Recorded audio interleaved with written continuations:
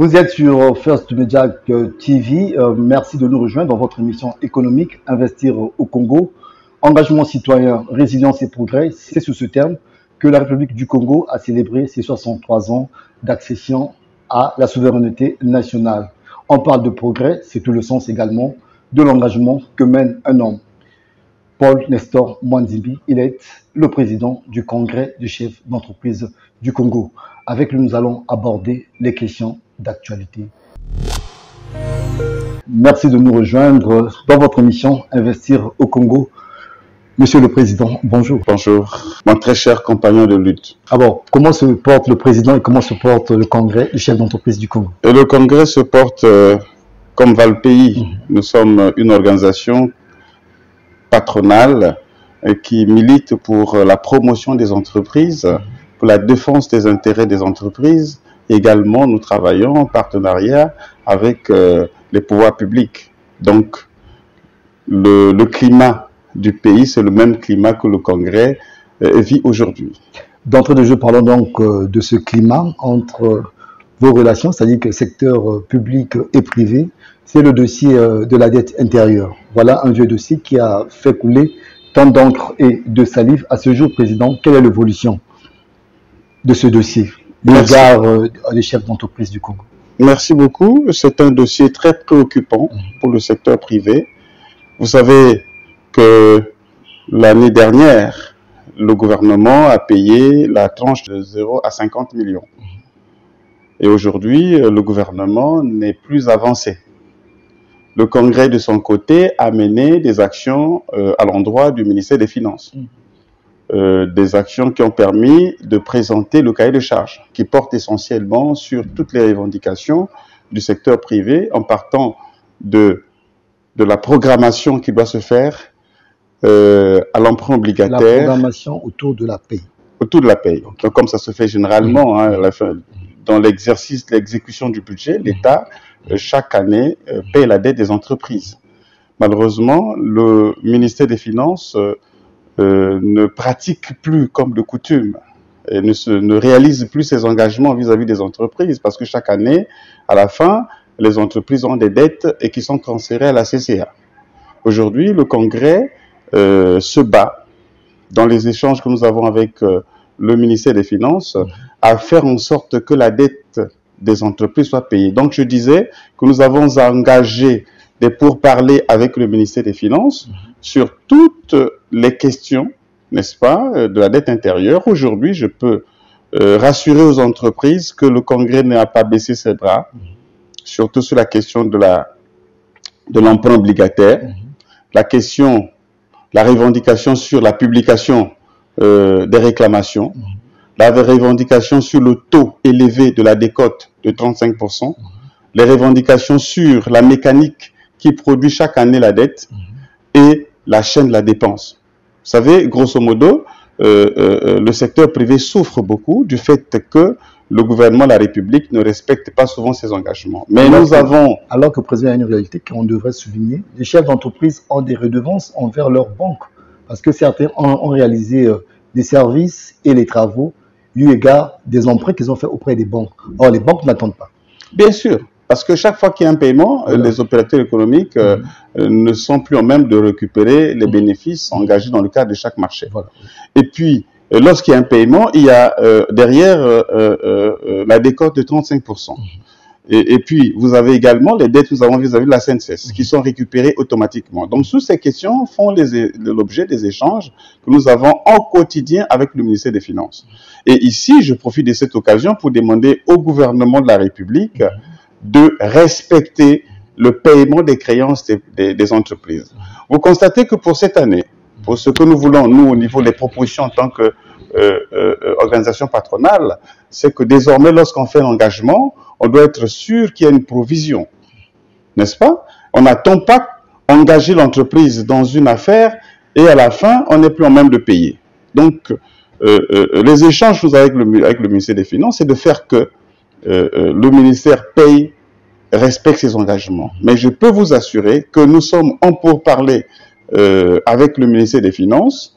Les promesses ont été faites pour que finalement les entreprises soient payées. Mais nous restons vigilants vis-à-vis de nos partenaires, parce que j'ai dit nous sommes partenaires du ministère des Finances, donc des pouvoirs publics, et nous y travaillons avec beaucoup de rigueur pour que, n'est-ce pas, la dette intérieure soit payée, mais pas avec beaucoup de bruit, parce que nous avons utilisé la diplomatie, le dialogue, la concertation, les échanges directs comme moyen pour trouver des solutions aux problèmes des entreprises. Donc, je lance un appel au gouvernement que le secteur privé est un secteur moteur du développement. Et pour qu'il y ait développement du secteur privé, il faut que l'État, de son côté, respecte ses engagements. Parce que demain, aujourd'hui on parle du budget. L'augmentation, il faut augmenter le budget. Mais pour que le budget soit augmenté, il faut qu'il y ait au niveau des recettes publiques les paiements des impôts venant des entreprises. Et si les entreprises ne sont plus en mesure de payer les impôts, je pense que c'est l'État qui va en pâtir. Et c'est pour cela que nous, au niveau du Congrès, nous martelons là-dessus parce que la plupart de nos entreprises sont en train de déposer les bilans à cause de l'insolvabilité de l'État à répondre aux obligations des entreprises. Et je demande aux entreprises de faire confiance au Congrès parce que nous sommes parmi les organisations patronales. Hein, il y en a plusieurs. Nous travaillons d'étroite collaboration avec le COPECO, avec la COGEPACO, avec les autres syndicats professionnels pour défendre les intérêts des entreprises. Donc, nous y travaillons d'arrache-pied et bientôt nous allons engager des grandes procédures et que je ne vais pas annoncer au cours de cette émission. Bientôt, vous allez constater que le Congrès a mis en place une feuille de route pour contraindre le gouvernement à payer la dette intérieure et je dois vous annoncer également que le Congrès a des solutions. Nous demandons toujours au gouvernement que laissez-nous la main, nous sommes capables de mobiliser des partenaires pour le rachat de la dette intérieure.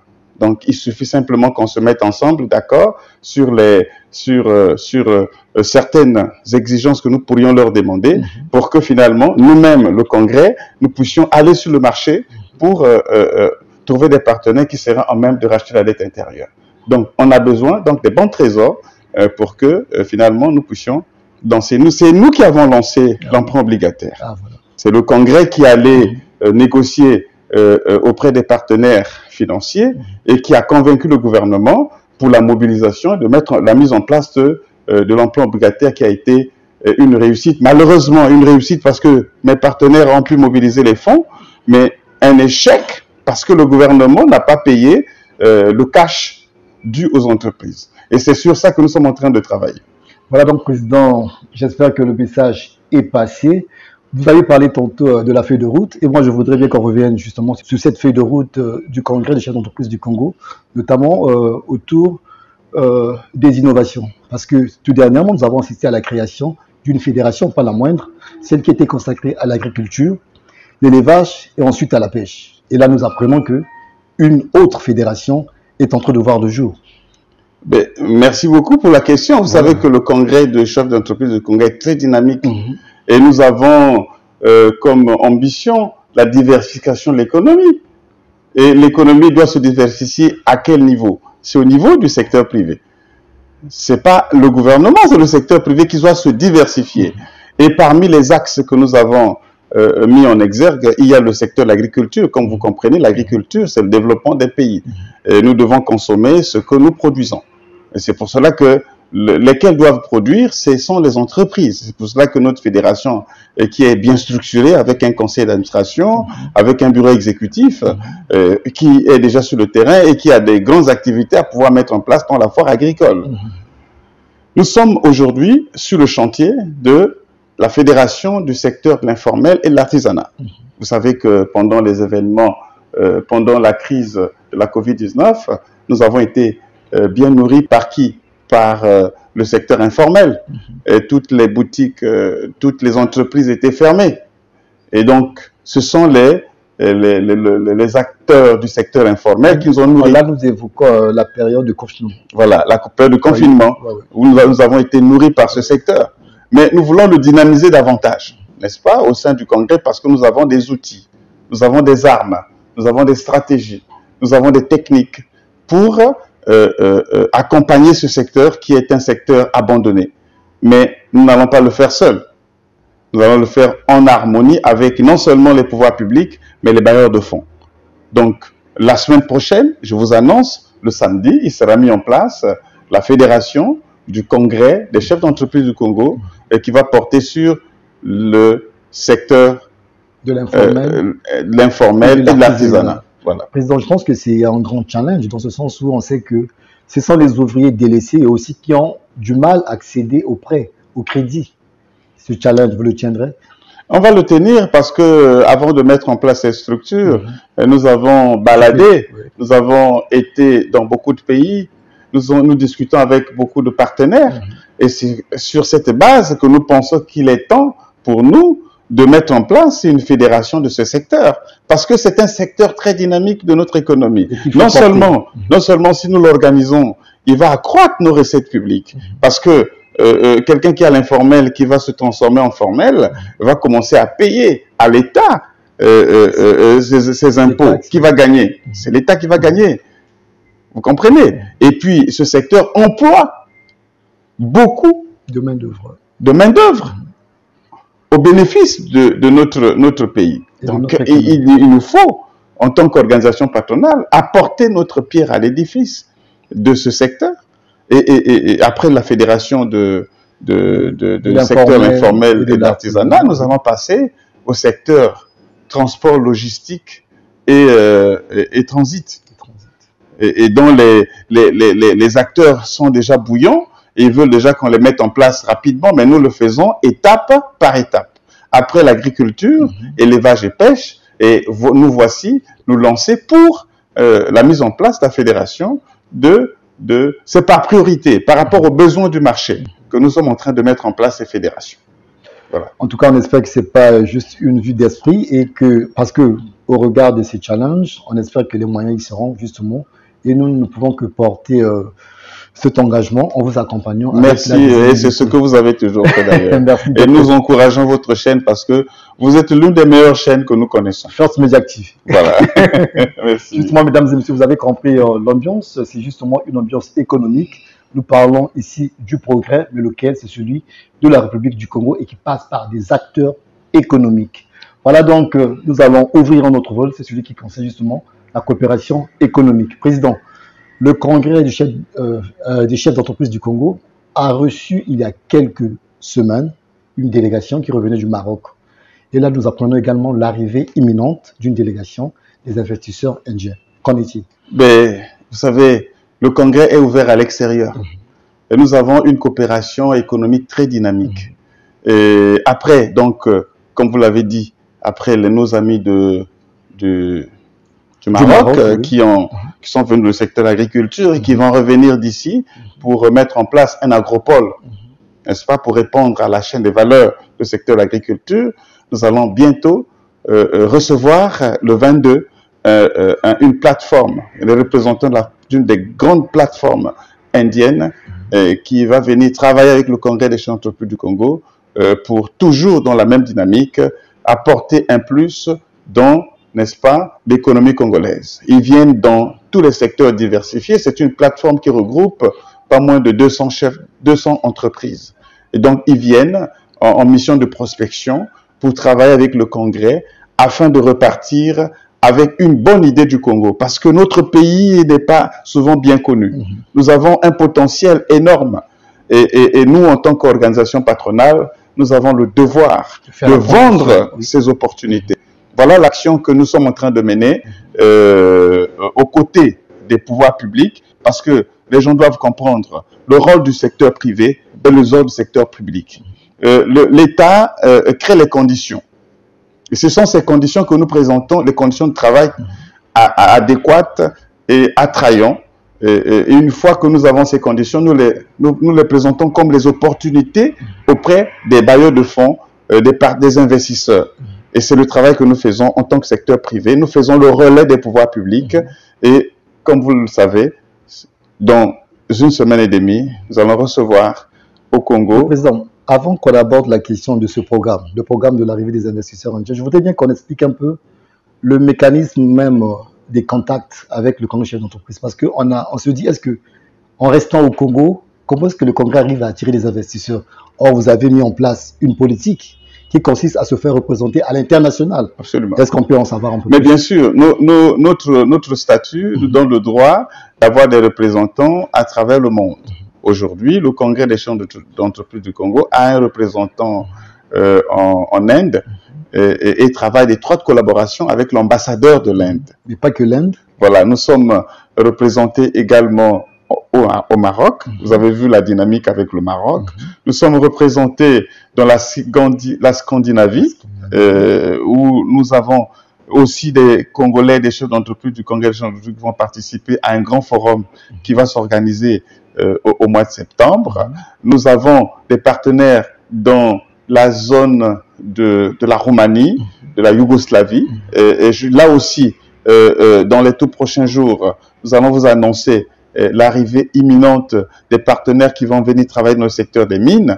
Et nous avons également des partenaires en Russie, n'est-ce pas? Un représentant en Russie, qui est même d'ailleurs en mission ici à Brazzaville, un Russe, n'est-ce pas? Et qui nous représente là-bas en Russie, avec lequel nous travaillons déjà d'arrache-pied. Et dans quelques jours, nous avons des amis aux États-Unis. Nous avons des partenaires aux États-Unis également, et qui sont intéressés de travailler avec le Congrès des chambres d'entreprise du Congo dans le cadre de la mobilisation des investissements, des investisseurs au Congo. Et donc, nous devenons une porte d'entrée aux investissements. Mais n'oubliez pas que tout ce travail, nous le faisons en collaboration avec les pouvoirs publics. Voilà. C'est donc la relation secteur public et privé. C'est très dynamique parce que, vous savez, aujourd'hui, nous n'avons pas de banque d'investissement pour accompagner le secteur privé. Nous n'avons pas une grande expertise dans le secteur de l'agriculture, de l'industrie et dans certains secteurs où nous n'avons pas assez de professionnels. Et pour ce faire, nous avons besoin d'un accompagnement professionnel, technique, de ceux qui ont déjà fait leur expérience. C'est pour cela que nous travaillons d'arrache-pied avec toutes les équipes du Congrès. Je crois que la fédération que nous mettrons en place, nous allons mettre à profit pour que tous les investissements qui arrivent, ces entrepreneurs qui sont dans le secteur informel puissent avoir travailler comme sous-traitants dans ces entreprises qui viennent être créées chez nous. Parce que nous exigeons à nos partenaires de faire des joint ventures ou une collaboration avec les entreprises du Congrès. Et aujourd'hui, le Congrès est en train d'apporter une nouvelle vision du patronat. Voilà donc, Président, l'autre mois et ce mois, nous allons bientôt chuter. Je voudrais qu'on revienne sur l'actualité, donc l'attente de l'arrivée de ces investisseurs indiens. Quel est le programme? Le programme, c'est qu'ils arrivent le 22. Le 23, nous commencerons une réunion avec les entreprises du Congrès des chambres d'entreprise du Congo. Nous allons écouter nos amis, qu'est-ce qu'ils nous apportent comme opportunité. Déjà, je sais ce qu'ils viennent nous apporter, mais ils vont avoir des échanges directs avec les entreprises et même les l'audiovisuel tel que vous êtes, n'est-ce pas? Ils vont discuter, ils vont nous dire ce qu'ils vont pouvoir apporter.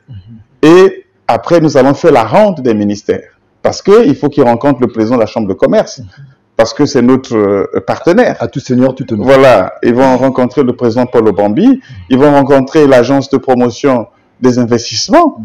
Ils vont rencontrer madame, n'est-ce pas, Lydia Mikolo, qui est notre ministre des petites et moyennes entreprises, pour que madame lui parle des opportunités qu'il y a dans le pays. Et on ne peut pas oublier qu'ils vont aussi aller sur le terrain. Sur le terrain, parce que nous avons des espaces d'exploitation agricole qu'ils iront aussi voir. Comme ils viennent aussi avec des solutions dans le secteur de la formation. Ils vont rencontrer la ministre de l'enseignement supérieur, le ministre de l'enseignement technique. Voilà le programme que nous avons ficelé pour eux au cours de cette mission. Quand ils vont repartir, ils reviendront avec un autre groupe peut-être plus grand que celui qui va se présenter dans quelques jours. Ceux-là, ils viennent en prospection. Et quand ils vont revenir, ils reviendront avec beaucoup de force pour pouvoir travailler parce qu'ils auront déjà eu connaissance du secteur privé, voilà, congolais. Parce qu'il faut vendre la destination Congo. Voilà notre ambition, voilà notre challenge. Voilà, donc vendre la destination Congo et aussi promouvoir le Made in Congo. Mais Président, on ne saurait se quitter sans pour autant parler de cette grande actualité qui nous tient tous à cœur, la toute première foire agricole du Congo. Nous sommes en train de y travailler. nous sommes en train de travailler. Dans les tout prochains jours, nous vous parlerons des difficultés que nous avons rencontrées et nous allons officiellement donner l'information à toutes nos coopératives de ce que l'organisation est en train de se faire. Donc, ça veut dire que la date pourra s'offrir dans léger changement.